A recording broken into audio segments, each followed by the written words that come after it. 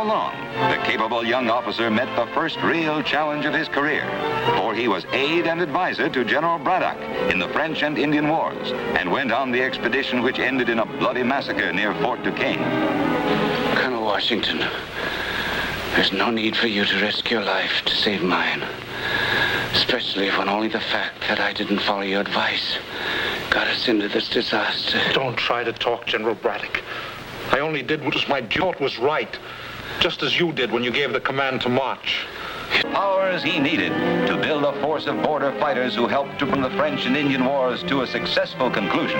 With the end of the French and Indian War, George Washington retired to private life. And in 1759, Martha Custis, a woman in her own right, became his wife.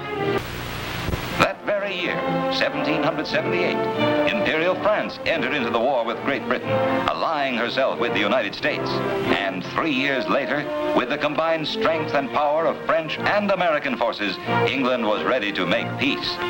It was George Washington's smashing victory over Cornwallis at Yorktown that provided the final blow.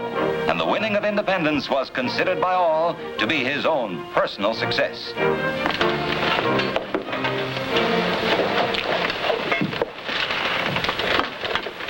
Gentlemen, you will permit me to wear my spectacles, for I am not only growing gray, but blind in the service of my country. I called you together so that I may send you from this room with a clear understanding of my ambitions and hopes for both you and our nation. I've recently received a letter from Colonel Nicola of the Invalid Regiment. I won't read it to you, but this is what he proposed.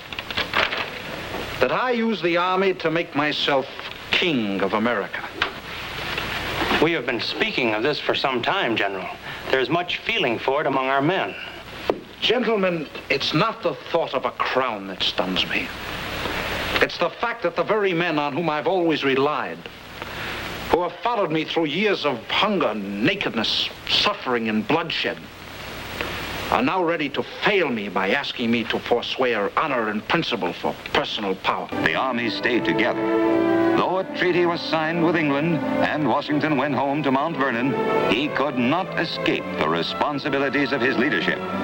With the states bickering, his troops finding only poverty at home, Spain threatening the Mississippi Valley, and Tories demanding a return to the protection of Mother England, Washington acted as a clearinghouse for men of all states who wanted an effective national government. The Constitutional Convention became a reality and terminated with the signing of a new framework for the government of the United States. And with it, a general demand was heard through all the states for only one man to become the first president.